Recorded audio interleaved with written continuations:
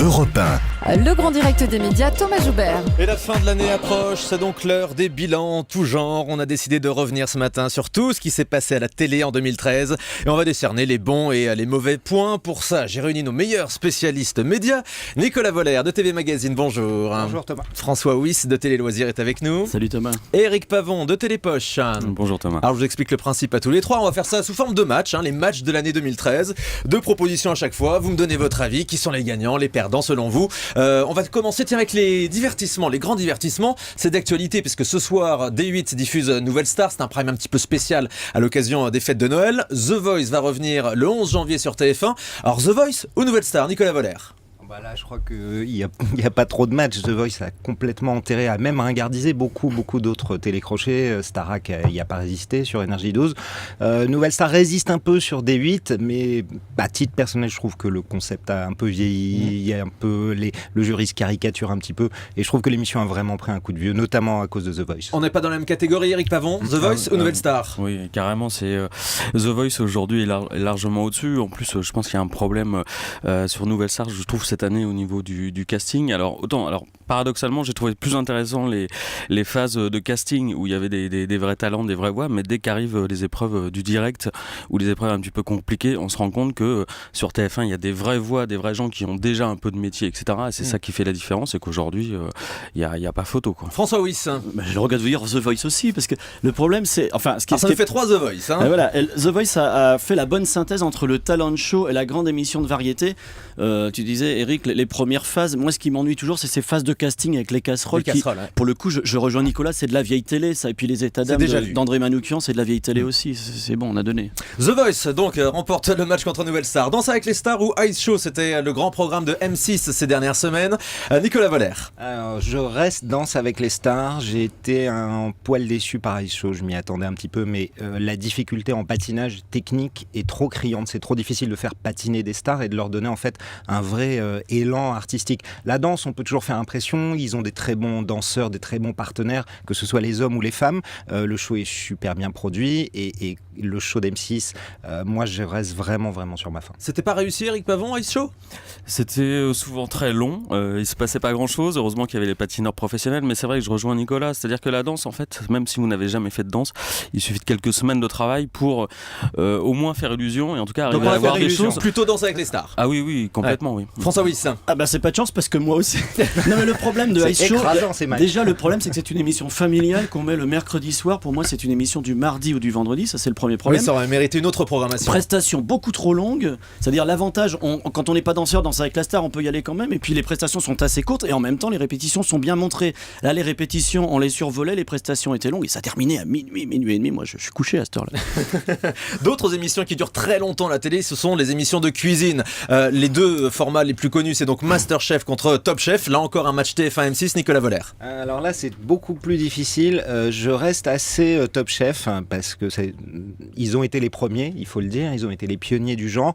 Et puis ce sont des professionnels. Et voilà, exactement. Comme The Voice par rapport à Nouvelle Star, ce sont des professionnels, voire des semi-pros, ce sont des chefs. Et pour moi, c'est quand même un niveau qui est légèrement au-dessus. J'étais un poil déçu par Masterchef. Eric Pavon, Télépoche, Masterchef ou Top Chef? Top Chef pour les mêmes raisons, parce qu'effectivement, ce sont des cuisiniers professionnels, et que il y a beaucoup plus, je trouve, d'astuces même pour les cuisiniers amateurs, pour le coup, quand on regarde Top Chef, et ça fait plus rêver, et la cuisine, Top Chef, ça dure très longtemps aussi, François Wyss. Vous arrivez à tenir jusqu'à minuit?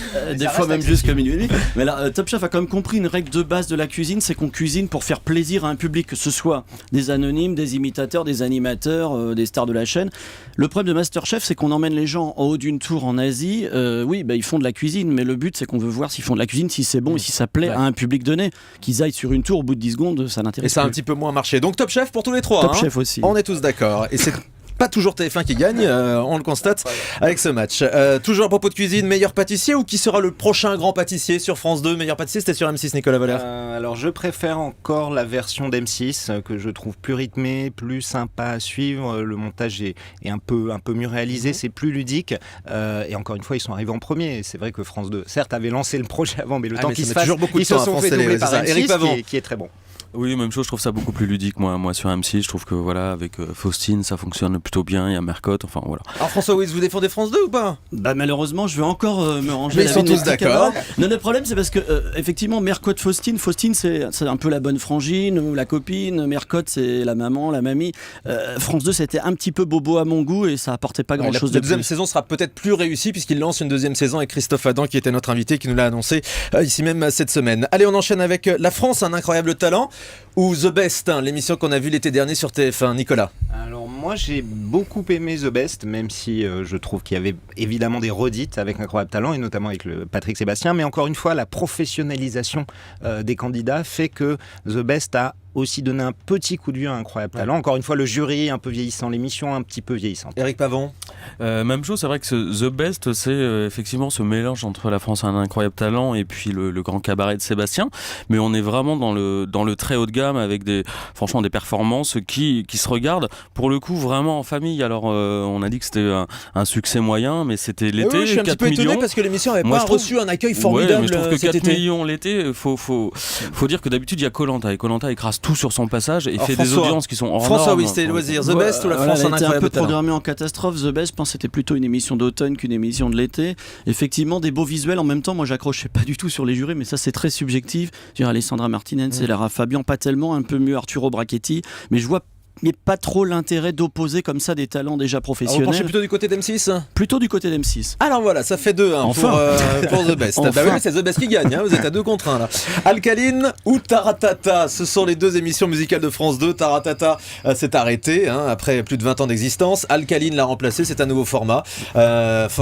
Nicolas Voller, pardon. Moi je vais la jouer un peu vieux jeu, mais je préfère quand même une émission incarnée. Je trouve que Nagui, la passion de Nagui pour la musique était vraiment communicative et notamment les artistes se créaient une sorte de complicité qu'on ne retrouve pas dans Alcaline évidemment parce que c'est un programme plus monté, rapide et pas évidemment incarné. Éric Pavon, votre avis? Bah, je suis totalement d'accord avec Nicolas. C'est vrai que Taratata, c'est Nagui, c'est les duos, c'est tout ce qui pouvait se passer sur l'émission. Alors bon, il y avait des problèmes d'horaire, mais sinon, voilà, Taratata, ça reste effectivement incarné par Nagui. Ça manque à la télé, Taratata, Je François suis Wiss? fasciné par la constance que met France Télévisions à s'aborder les marques fortes qu'elle a. Il lui en reste quelques-unes. Taratata s'en est une. Alors après, de deux choses une. Soit on fait une émission, un grand divertissement comme Taratata et on met les moyens. Parce qu'on dit c'était trop cher, certes. Mais alors à ce moment-là, soit on fait rien, soit on fait les choses bien. Et Taratata, effectivement, c'était bien. Alcaline, ça fait vraiment cahier des charges quoi, respecté par C'est France donc Télé. Taratata qui gagne haut la main. Allez, on passe aux access, gros dossier, grand journal ou touche pas mon poste. Et on va aller très rapidement. Nicolas Voller. Grand journal, moi j'aime beaucoup, je trouve que Decaune a pris ses marques, les audiences sont stables, voire très légèrement au-dessus. Touche pas à mon poste, un peu plus lassant, il devrait commencer à se renouveler un peu. Éric Pavon. Touche pas à mon poste parce que je trouve que c'est encore une des rares émissions où il peut se passer quelque chose tous les jours et ce qui n'est pas forcément le cas sur le grand journal à part 2 ou 3 coups avec l'arrivée avec l'avenue de José Garcia, tout ça, mais pour l'instant touche pas à mon poste. Mais je suis un peu de l'avis de Nicolas, il faut faire attention à pas non plus s'auto-caricaturer et faire que du touche pas à mon poste. Alors c'est François Wiss qui va faire pencher la balance. Touche pas à mon poste parce que j'aime trop Decaune pour le voir recevoir Nabila et montrer ses fesses à Robbie Williams juste pour faire le buzz. Je pense qu'il vaut beaucoup mieux que ça. Enfin, tout le monde sait qu'il vaut beaucoup mieux que ça. Je le préfère dans Ma boule de Séoul. Et en revanche, C'est documentaire qui passe au la Canada. vraie minute de vérité, ça va être quand même en janvier l'arrivée de Ruquier qui va remettre peut-être les Tout le monde pendules à à plat, l'heure ça par c'est sûr. rapport à ça À sur propos du France grand 2. journal, Antoine Decaune, nouvelle version ou Michel Denisot, ancienne version. Vous nous en avez dit un mot, Nicolas? Moi, vraiment, je préfère de toute façon Decaune. Je trouve que Denisot, pour reprendre les propos d'un ancien homme politique, d'un peu usé. Ouais, pas il avait dire. fait son temps. Il avait fait son temps et je pense que Decaune a quand même Eric, pareil. redynamisé le show. Ouais. Moi aussi Decaune, je trouve qu'il est plus dynamique. C'est vrai que Denisot, voilà, il était temps qu'il s'arrête. Hein. François Wiss. Moi je les renvoie dos à dos parce que c'est vrai que Denisot traînait un peu des pieds, mais Decaune, encore une fois, je le vois pas dans ce rôle-là. C'est un type que j'adore, qui est super, mais il faut mieux un bon passeur de plat. Ali Badou, à mon avis, aurait été peut-être plus à son affaire, avec peut-être Decaune en appoint pour. Donc, pour Les vous, interviews c'est- décalées sont mieux quand même de Decaune. Les interviews un peu décalées. Pour vous, c'est Michel Denisot donc, François? Non, j'ai dit que j'ai renvoyé dos à dos, c'est Ah, personne. Match Match nul. Match nul, très bien. Tiens, dans la même catégorie, Anne-Sophie Lapix ou Alessandra Sublet, l'une a remplacé l'autre à la tête de C'est à vous sur France 5. Très dur, moi j'adore les deux. C'est presque impossible de les comparer parce qu'elles ont des styles totalement différents. Il y a qu'un juge de paix, c'est les audiences qui sont à peu près stables. Oui, mais Après, Anne-Sophie Lapix ou Alessandra on Sublet? aimait la feuille, compliqué. Je regrette Sublet, mais j'adore Anne-Sophie Lapix. Tranché, Anne-Sophie ou Alessandra? Allez Anne-Sophie. Anne-Sophie, Eric Pavon. Moi, c'est un peu difficile parce que c'est vrai que le côté spontanéité d'Alessandra Sublet, c'est un peu ce qui fait son charme. Anne-Sophie Lapix, c'est une excellente intervieweuse, donc on peut pas vraiment les comparer. Et voilà. Alors je vais quand même dire Anne-Sophie Lapix parce que c'est le style que je préfère. Mais Et de nouveau François Wyss, vous tranchez. C'est pas facile. Anne-Sophie Lapix, mais pour une raison simple, c'est qu'elle a réussi à s'approprier une émission en quelques semaines et en faire une autre émission, mais c'est quand même pas donné à tout le monde d'arriver à ça en si peu de temps. Anne-Sophie Lapix, 3-0 pour elle contre Alessandra Sublet. Et à propos encore des access, sans aucun doute de Julien Courbet, version TMC qu'on va opposer à sans aucun doute version TF1 à l'époque. Tour de table, Nicolas Voller. Alors là, sans comparaison, je préfère largement ce que fait Courbet sur TMC. Je trouve ça plus léger, plus quotidien. Ça aide sur des problèmes beaucoup plus quotidiens, moins dramatiques. Et ça moins cartonne, ce côté déjà dramatique. 700 000 et ça cartonne, téléspectateurs. vraiment, on en Eric parle pas Pavon. beaucoup, mais ça cartonne. oui, même chose. C'est vrai que sur TF1, c'était un peu daté. Là, il a su renouveler un vieux concept et c'est tout à son honneur. Et très bien. Et en plus, ça marche. Et tant mieux pour lui parce que c'est quelqu'un qui le mérite. François Wyss. Même motif, même punition, arriver à faire ça en access, d'intéresser les gens sur des problèmes et non pas sur du léger, je trouve que c'est assez fort. Effectivement, c'est bien quand c'est monté, ça Donc fonctionne réussite bien. de l'access de Julien Courbet sur TMC pour tous les trois. On va rester sur la TNT avec les deux formats stars de cette année 2013.